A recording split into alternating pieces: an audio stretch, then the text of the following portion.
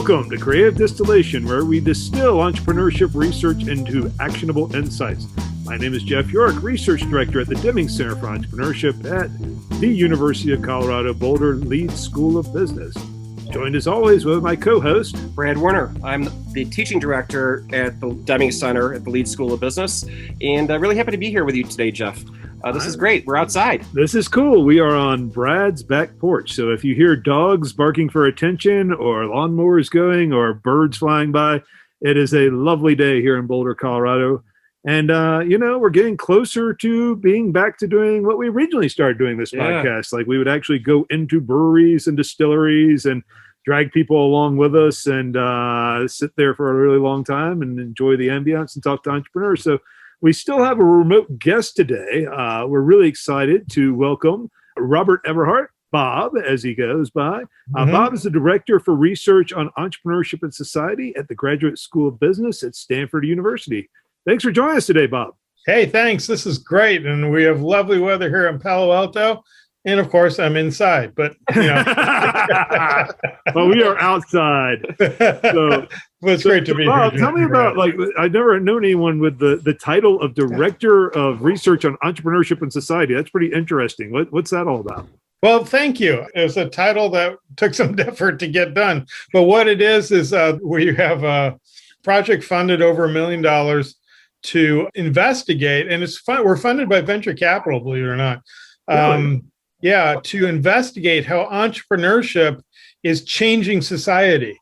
And the way we kind of talk about it, and let's use your dog example. we might as well. As soon as you start, it's like a dog there. Every dog in like a 20-mile radius is like gone nuts. Right. And what the dog is doing is illustrating what we talk about, because when we first started investigating entrepreneurship was like a puppy. We were trying to figure out how to feed it, what foods were good for it, how often it needed to be walked, all those kinds of things. We tried to figure out how to get this puppy to grow into a nice dog. Yeah, and how to train it. Entrepreneurship itself or the research? Right, entrepreneurship. The dog is entrepreneurship, and we studied how to make that dog grow and how to make that dog prosper. Brad's been successful. You should see his Newfoundland. We have a dog the size of a bear with us. But nowadays, right, that dog's going to be a big thing, and it's like woof woof, and it comes in and it tracks mud on my clean couch, and it does wrong things in the bedroom. Yeah, see, exactly. And now we got to deal with it. And that's precisely what we're doing at this project. We're no longer discovering how to grow this puppy entrepreneurship. We're trying to figure out, now that it's a big dog, how do we deal and understand with its effects on us? And that's exactly what we're doing. Cool. So the effects of entrepreneurship on society. Right. And I think that's an interesting lens because, we do a lot of stuff about society's effects on entrepreneurship. At least, I've written a bunch of papers on that. Yes, I know you and many of your colleagues have written about those kinds of topics. You guys are kind of turning that around, saying, what is entrepreneurship's effect on society itself? Right. You see that in faculty meetings. You've been in one where I'm sure you have, I have, where they say, hey, we need to be more entrepreneurial around here. Yeah. And they're not saying you should all go out and start companies. What they're saying is that your budget's just been cut and you're more likely to be fired. Right? Yeah. And the whole point is they're taking this word entrepreneurship and using it to put a good patina and make you say, okay, I need to be self-reliant. Yeah. This is when states cut funding to universities, which never happens here in Colorado, thankfully. I know, It's generously supported by the state. They're like, you should be more entrepreneurial as a university, but don't raise tuition because entrepreneurs never raise their prices for anything. Right, would never. Yeah, that's right. Yeah, but they bring in 20 consultants from McKinsey that are, 16 years old. That's right. Yeah. Who have never been entrepreneurs themselves, by the way. For sure. And so that's part of what we're trying to understand better. There are lots of things going on. For example, there are mythologies about entrepreneurship that are not really understandable until you think carefully. For example, you'll hear this a lot, that it's okay to fail and that every successful entrepreneur has had a lot of failures behind them. First of all, it's just not true. Okay. The research itself just shows that the thing that predicts a success is a past success, and the thing that predicts a failure is a past failure. But what this does is it allows us to communicate a message that people should be comfortable with a string of failures. We're saying that if you look at your past life and see a string of failures, now you can be comfortable that you're on the path of success. That's what's going on, and that's a change in the way we do stuff. That's a great. That's a pretty. I look at it differently. Go ahead. So I look at it as micro failures, right? If you have a string of business failures, that's one thing. Yeah. But when we're talking about exploring markets and talking to customers and those types of tests, that's a different type of failure. No, exactly. If you have a micro failure, like you have a product or a rev, that's fine. I mean, you try something, you find it doesn't work, and you change it. Yeah, there's tons before you remortgage your house and no, exactly. Or before that's what I mean by fail fast. Right. But it's more that's just communicating stuff, and it's the same thing when we tell Uber drivers that they're entrepreneurs. Yeah, right. Congratulations, you're an entrepreneur now. Yeah, exactly. And so those guys on Shark Tank. Yeah, right, and that allows us to. It means take 2 cases of ramen and see if you can live for 4 months. That's it, man. I mean, that's totally it, because that's what we're telling them, right? The reason you're being paid below minimum wage is because you're not an employee, you're an entrepreneur. And if you work hard enough and are lucky enough, you will make a lot of money. You'll end up driving Lady Gaga somewhere one day. Exactly right. And that's, to me, that's how the changes that are happening in society are profound. We used to, in the 1960s, for example, we would justify CEO pay on the basis of their organizational ability, that they were great organizers, they were cool organization people. Now we justify high pay on the basis of the risk they took. So we've replaced an organizational corporate idea with an entrepreneurship idea. Yeah. And, so it's an interesting way the world is changing. So let me talk about the gig economy just for a second. And I'm thinking of Palo Alto. For instance, Uber and Lyft, kind of our earlier examples. They've just created business models to work around minimum wage issues, right? Oh, and child labor issues. You don't have to worry about the minimum age laws. You just have to be old enough to have a driver's license. Some of this is insane to me. No, it is. That's what we worried about. In fact, we just a paper that just is going to come out in an RSO volume. We start with that conundrum. Proposition 22 here in California passed, and it basically legalized, if you will, the ability of companies to hire contractors, even if they're working basically full time for them, and not pay them benefits, not be subject to minimum wage laws and other things. Right. And while we expected the Chamber of Commerce to support that, and we expected Uber and Lyft to support it, and they did with a lot of money, we did not expect the NAACP to support it, who'd usually been allied with workers and unions. And we certainly didn't expect 62% of Uber drivers to vote in favor of it. We're starting to get in the paper, and we have a really specific format we do on the podcast, Bob, and you're just already throwing a monkey wrench in the whole thing. Sorry about that. What are we supposed to be doing? I knew you would, being the rebellious guy you are. I am. We need to drink something. Let's drink. All right, let's have a drink. There we go. Now, Bob, why are we drinking Japanese whiskey this week? Well, it's available. And B, B, the truth is, and I assume you're asking me about my background. Well, I know a little bit. The answer is I don't, though, Bob. I know that there's something with Japan. I started, before I was an academic, I started a liquor distributorship in Japan. And I was the first foreigner ever to get a wholesale liquor license in Japan. Cool.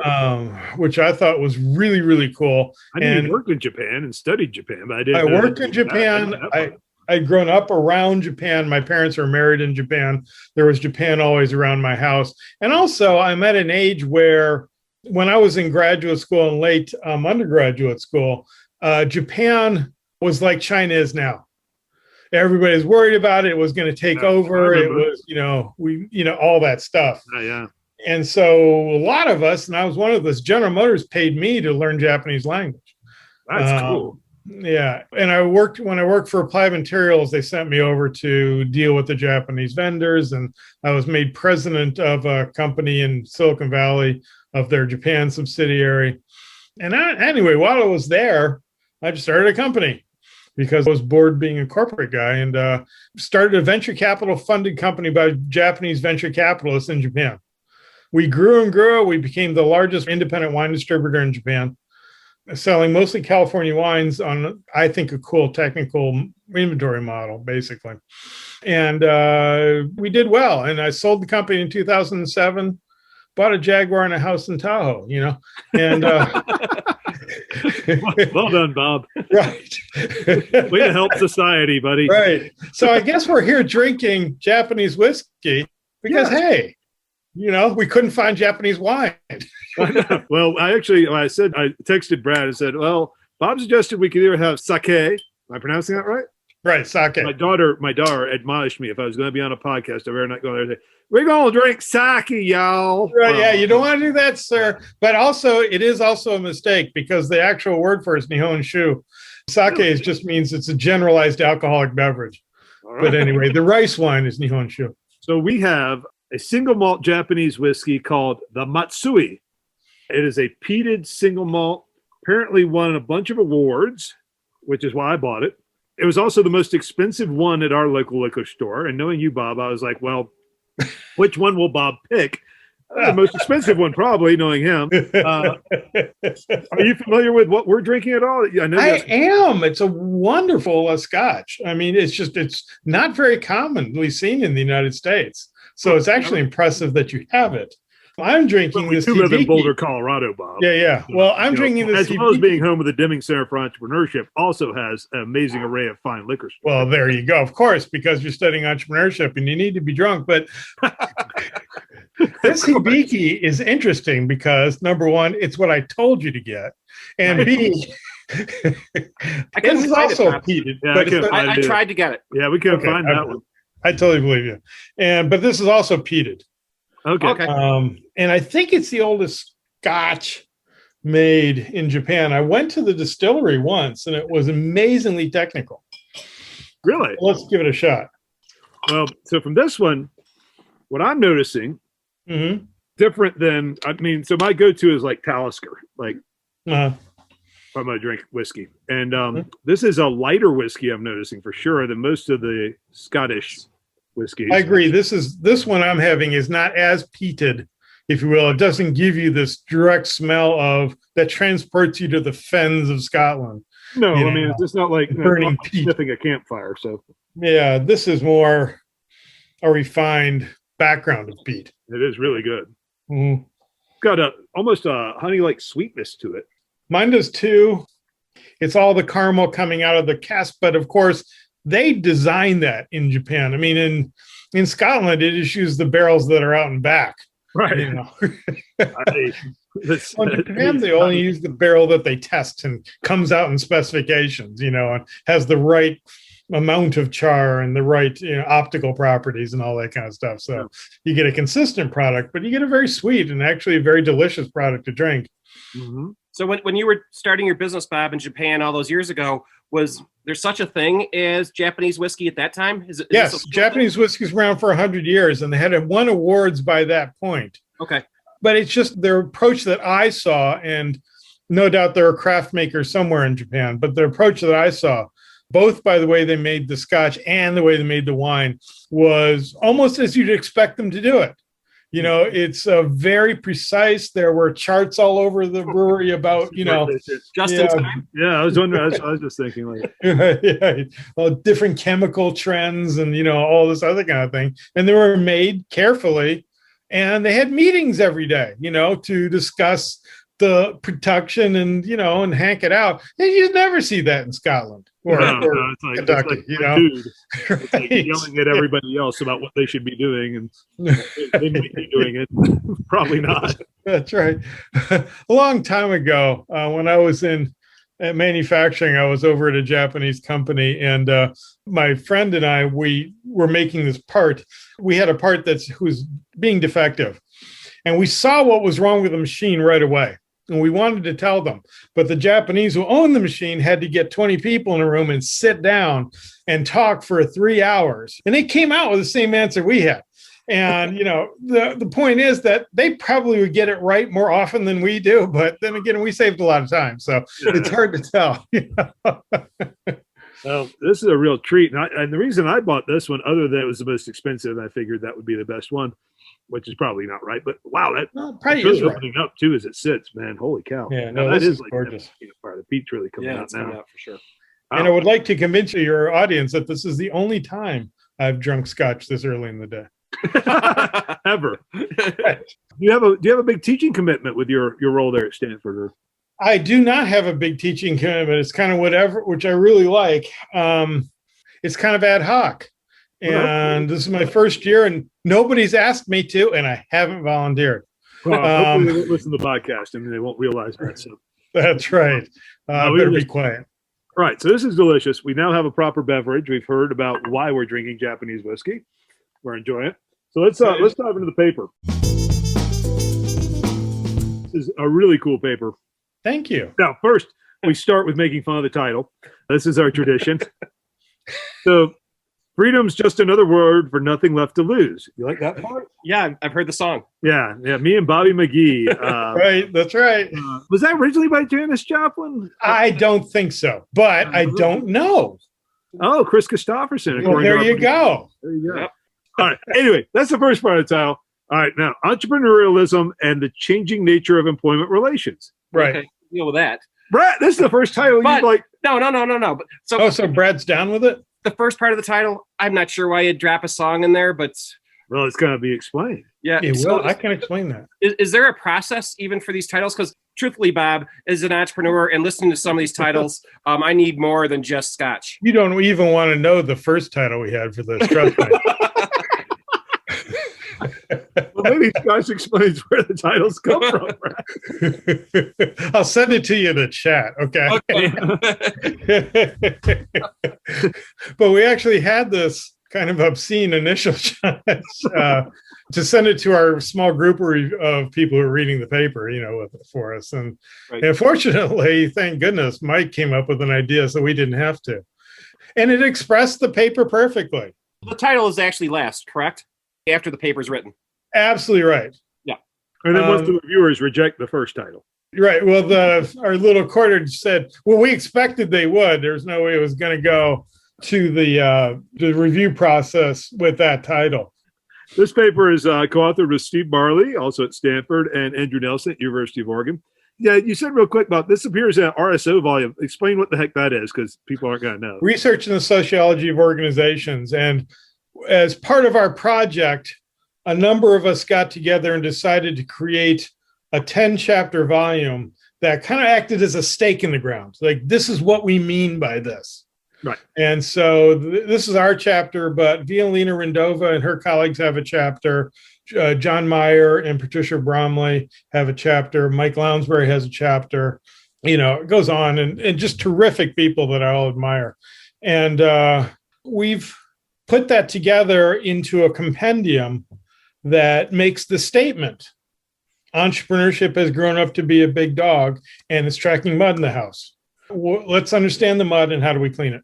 Yeah. And then the title of that volume is Reversing the Arrow, the Far-Reaching Effects of Entrepreneurship. Right. And it means reversing the arrow because we've been focusing on how do we affect entrepreneurship? How do we make it grow? And this reverses the arrow. How does entrepreneurship affect us?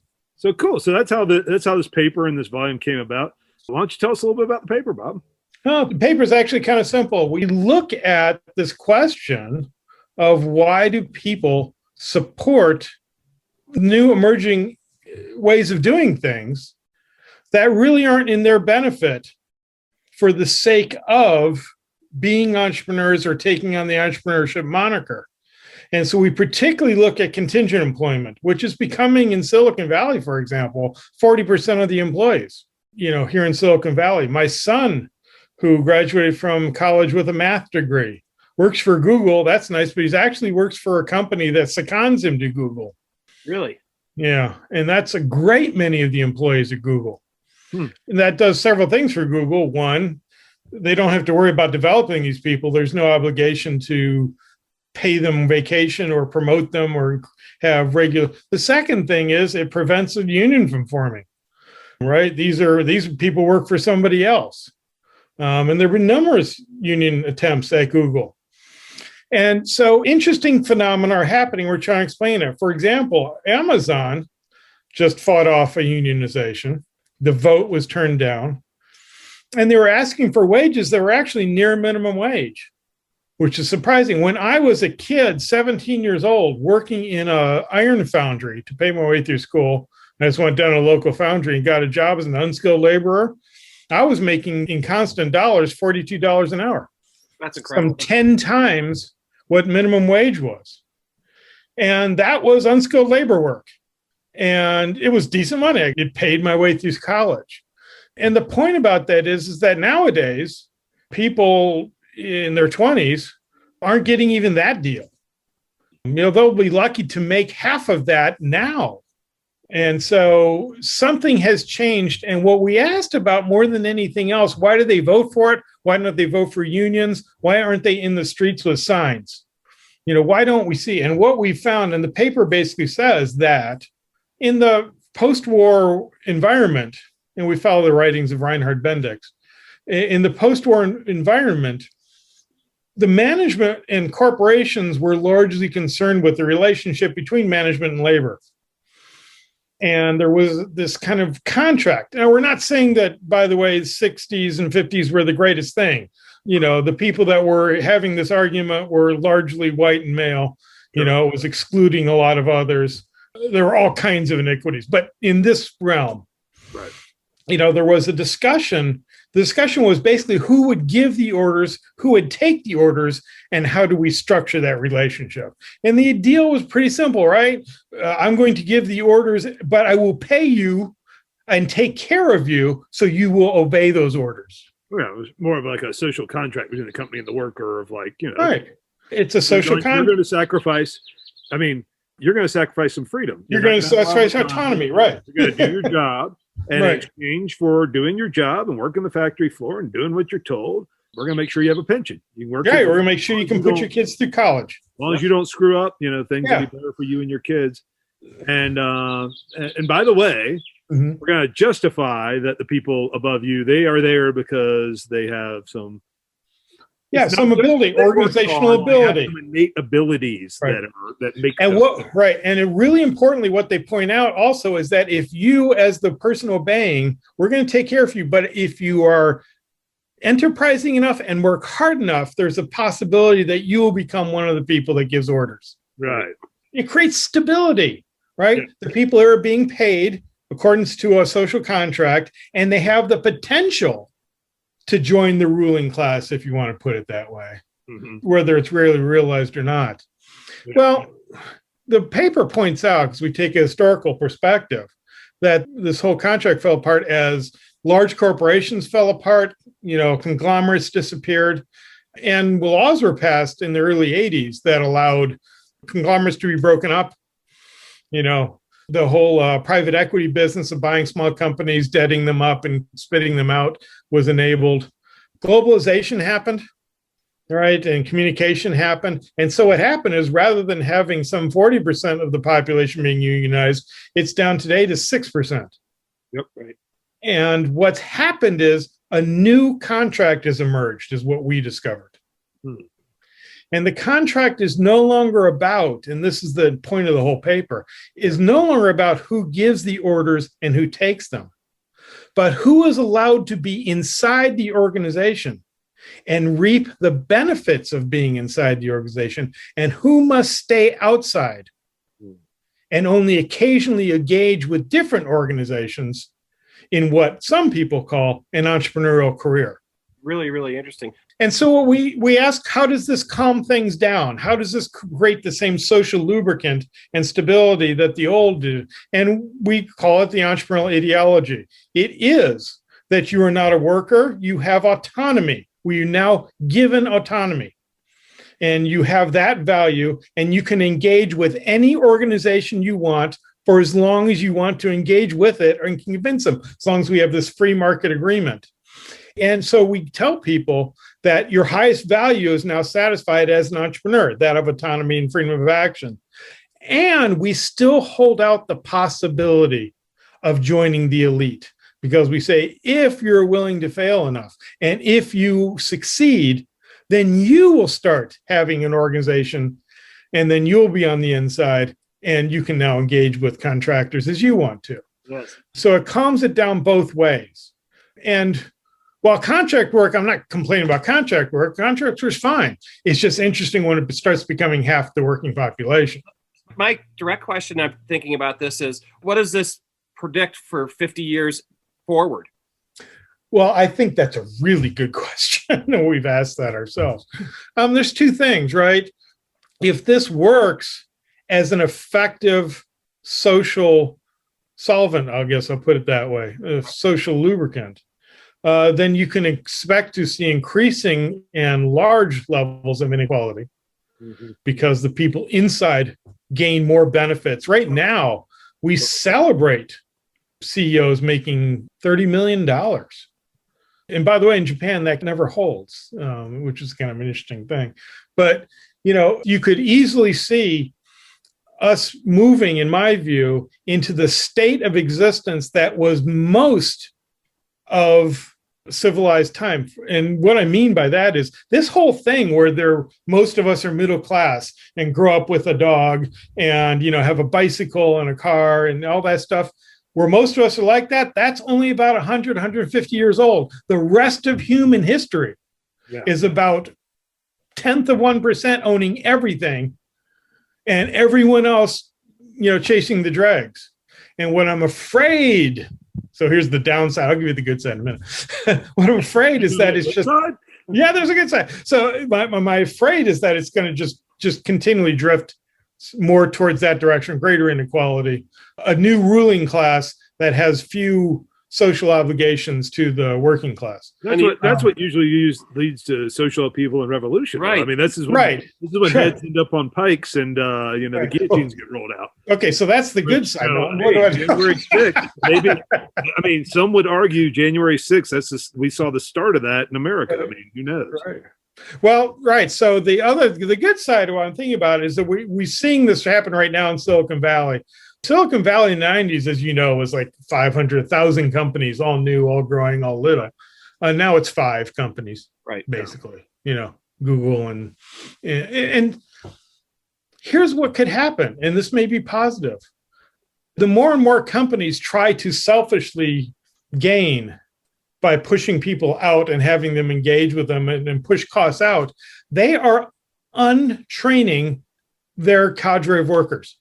They are de-talenting themselves. They have a few very talented engineers on the inside, of course. Right. But the broad, how do you market, how do you spell, how do you say, will change. And what will happen, I think, likely happen, is we'll see a reemergence of, they have to hire talent. They have to support them. They'll have to pay them if they can educate themselves. And we'll see a reemergence of these companies grow and become like the General Motors of 1940. Wow. Or alternatively, you might see all those disenfranchised employees flip your original title around. Yes. No, I agree completely. No, we could have a great deal of social instability. So that's why I'm drinking. And it's not a stable situation. I have a great deal of social instability already. I mean, I guess that was my point earlier. It's like, I think we're entering into that period already. It where could be. people are like, this is a raw deal. And whether or not the remedies they look to are actually going to help them or not. Yeah. That's not for me to say, but right. I think people are pretty fed up. You may be right, Jeff. If I survey my children's friends, right, they are pretty radicalized over this issue. Oh, yeah. My daughter was 14. I was talking to her last night about her career plan. She's like, I don't want to work for anybody. I want to be a content producer.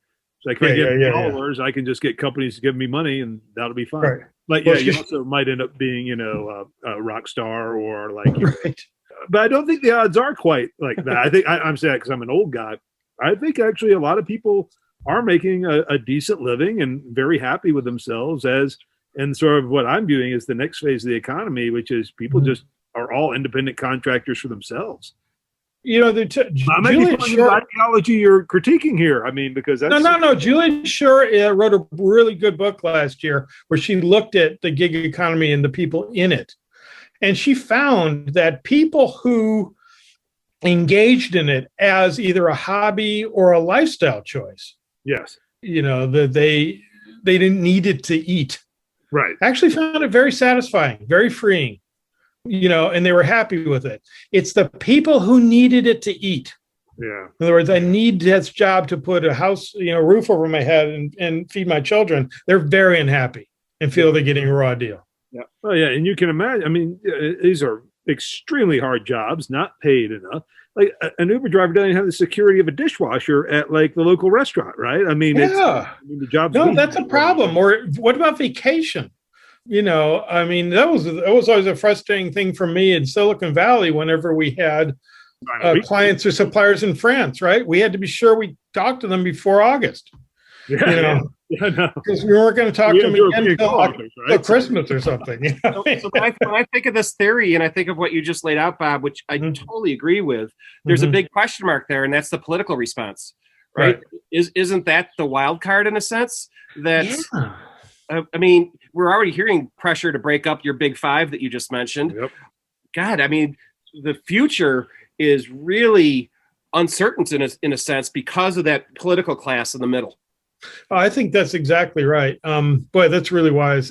The political aspect, I think, is interesting. And let me tell you why. I just watched a video of Mike Wallace interviewing Ayn Rand in 1954. Okay. See that, yeah. And his point to her was, I don't know why you believe in this individualism and, people should only be paid if they have great ability. We believe in the United States that we have obligations to each other, that there's a social good, that we need to be altruistic. And I thought how foreign Mike's description of the United States is to us now. Right? Yeah. And that's, to me, the political thing that's interesting. I have relatives that are Trump voters. Their view of the world is very much an economist's view of the world. Everything the market does is good. And they eschew obligations towards others. Now, on the other hand, my children are very much believing in altruism. They want to be democratic socialists and that kind of thing. So I see that's part of the reason we're separating so much. Yeah. And I don't know who's going to win in all that, to tell you the truth. I have my hopes. What occurred to me in reading your paper, Bob, was like, if you went and talked to your children or you went and talked to your relatives that were Trump voters, and you talk to them about some idea that you were representing as entrepreneurial, they both would say, oh, that's cool. That's good. Right.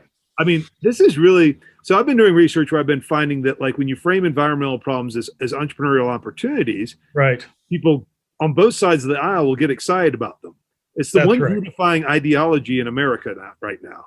That's right. We actually point out the pernicious downside of that is like, if you really buy into it, you really buy into almost this Randian idea of the entrepreneur as the super person who we all have the ability to become and we all have the same opportunity. It justifies an awful lot of things that are not so good for society. Well, that's the point, right? Because that's what the entrepreneurial ideology has done. And you articulated it beautifully, Jeff.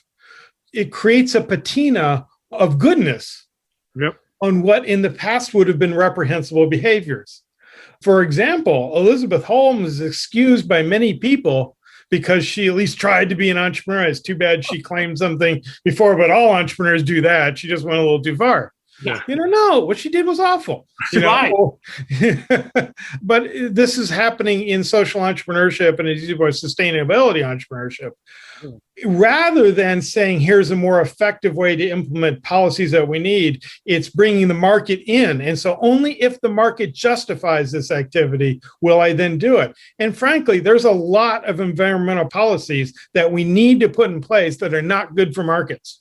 Of course. So here's my question. So I'm thinking of Milton Friedman's op-ed in the New York Times in the 1970s, where it's all about shareholders. Right. Now it kind of evolved to the stakeholder. But in a sense, that stakeholder seems to be a little bit of whitewashing because the model you just presented doesn't really consider those outsiders.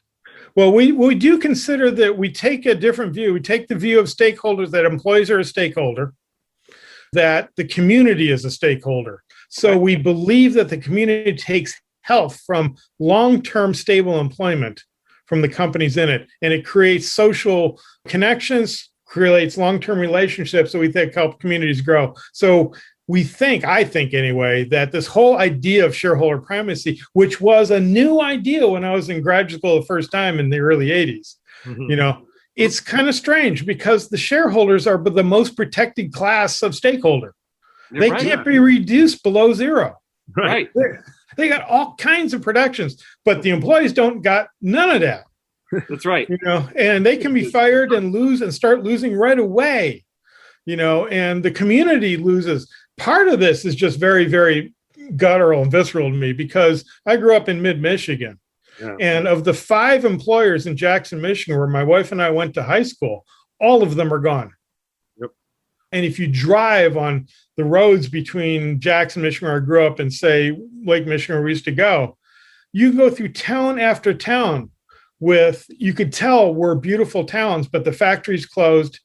Half the houses are boarded up. Yep. And so, we try to think about stakeholders is actually, I think, a center of what we need to do in the future. And that's why I say, I hope maybe these companies just grow and then develop stakeholders. I mean, to me, that's Ed Freeman's insight, and the whole driving thing behind stakeholder theory is, in the long run, right, that's actually going to benefit the shareholders, or it should. And if it doesn't, then something is broken. No, something is wrong when a company can destroy value for all of its stakeholders, other than shareholders, and the shareholders somehow benefit from that. That's not capitalism anymore. That's some kind of who knows what it is? But we did, like I said in that 1954 interview, Mike Wallace didn't think of it. He said in it, he said, we are not a capitalist country. Yeah. His is CBS. This is, he said we are a modified capitalist, with government. And here's the thing. Entrepreneurialism tends to be an idea and an ideology focused on the winners. Mm-hmm. We need to take care of everybody in society. We need to have a place for someone who wants to be an artist to do well.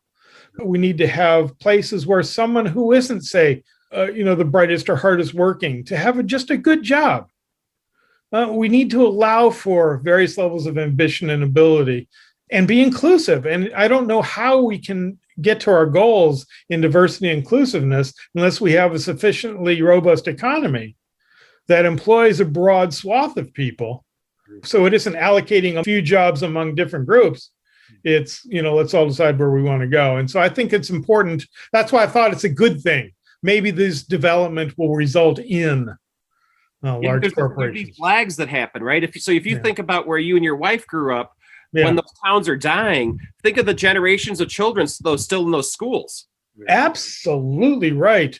The high school I went to was a good high school. We learned Latin as a required class. We had advanced physics. We had advanced chemistry. I had a band probably, and in calculus and all that. Yeah. And now that system ranks about, I think, in the 1 percentile of schools in the nation. And it's gone down. When we graduated from high school, there were 60,000 people in this town. There's 29,000 now.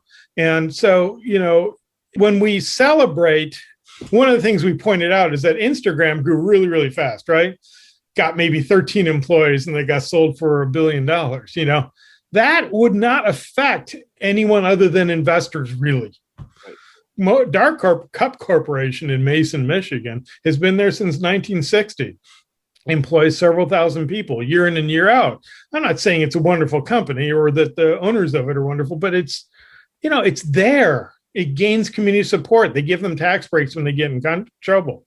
Yeah. And people get employed and their children work there. Mm-hmm. So there is some value in that. And I think it's been unrecognized. And what makes it get value less is this idea of we should all be entrepreneurs. Yeah. At the same time, maybe we need entrepreneurs to create the alternatives. I mean, I know it's hard to say. I mean, I remember during the dot-com boom, we all were like thinking, man, Jeff Bezos, like, this is great. He's figured out this genius idea and and Google, like, they've improved like Alta Vista. This is fantastic. They're creating efficiencies. Right. But it all kinds of, I guess maybe it's just a generational thing. But I think what's really interesting about the argument you lay out is how the entrepreneurialism ideology, as you describe it, has pulled society further and further apart and I hope that we're not guilty in purporting this mythology in the podcast or in our teaching or anything else we do. I don't think Brad and I are, because I know we make our classes super demanding. And I always tell my students this, I'm like, I'm going to do everything I can in this class to convince you not to be an entrepreneur. Good. That's what I do when I teach entrepreneurship. Everything to show you why your idea will not work, to push back on your ideas, to show you can't commit, you can't get the suppliers, you can't make it work. Right. But if you actually decide to do it, then I'll immediately become, your biggest advocate and try to help you all I can. That still doesn't mean you're going to succeed. It's likely going to be, it's going to be difficult. I think, that's right. I think universities bear a little bit of the, well, maybe not even a little bit. I think Scott Shane has pointed this out, and I know Howard Alter is as well. Like, we bear a bit of the responsibility for this. Well, students like the story that they can all be entrepreneurs. Let's tell them that.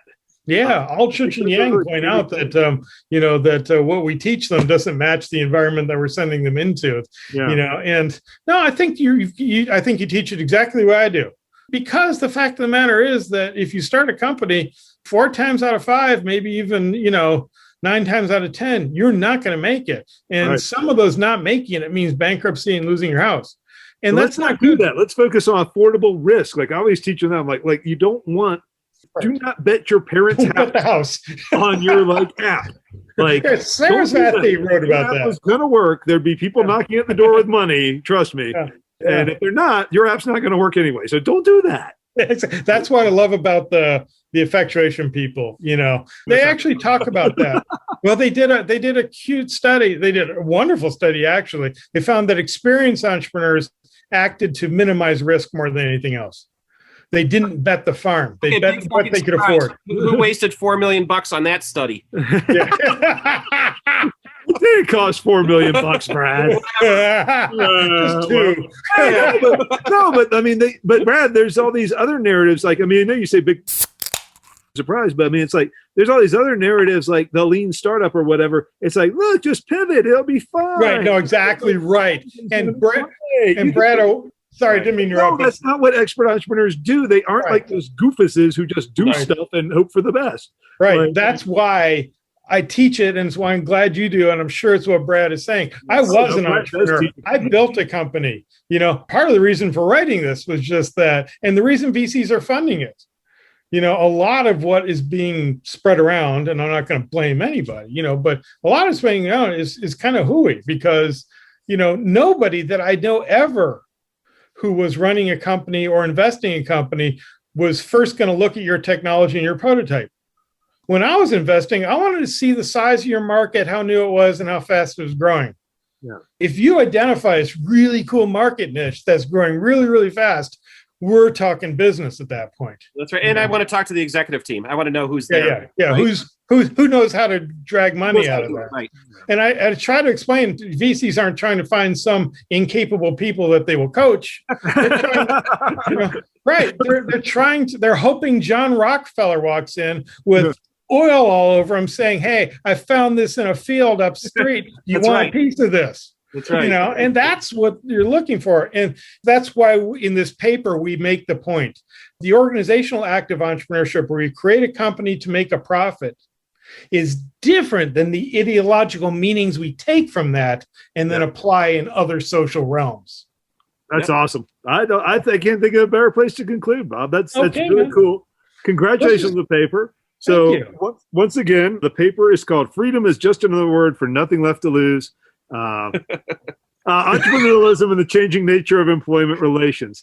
And it's part of a volume called Reversing the Far-Reaching Effects of Entrepreneurship. Again, our guest is Bob Everhart, the Director for Research on Entrepreneurship and Society at the Graduate Business School at Stanford University. Thanks for joining us, Bob. Hey, it was a lot of fun, Jeff, and great to meet you. Nice to meet you too. And Bob, my takeaway is for entrepreneurs is this focus on stakeholders. This is no joke. This is not something to take lightly. You really need to understand that pretty much as well as your customers.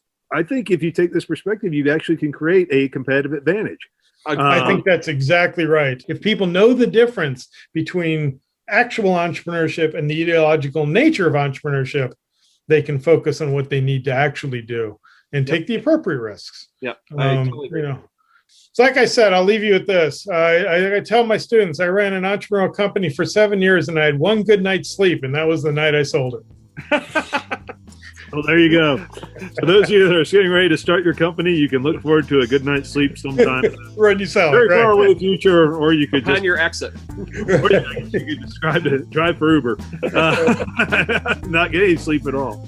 Hey, we'll see you guys later. And Thanks, Bob. Hey, Bob. Well, that was Creative Distillation. Thank you for joining us. If you enjoyed the podcast, brought to you by the Deming Center for Entrepreneurship at the Leeds School of Business, hit the subscribe button on wherever you purchase, listen, acquire, whatever you do with your podcast. Click subscribe or leave a review or pass this on to someone else. It really helps. Once again, my name is Jeff York, Research Director at the Deming Center for Entrepreneurship. Joined by... I'm Brad Warner. And by the way, if you'd like to ask Jeff or I a question, or we can ask any of our guests a question, our email address is cdpodcast@colorado.edu. We'd love to hear from you, and we'd answer your questions on our next show. So great seeing you. Great seeing you, Jeff, Joel, Bob. Thank you very much. Great to see you, Bob. Take care. Hey, take it easy, guys. Leave you now. Bye-bye. Later. Bye-bye.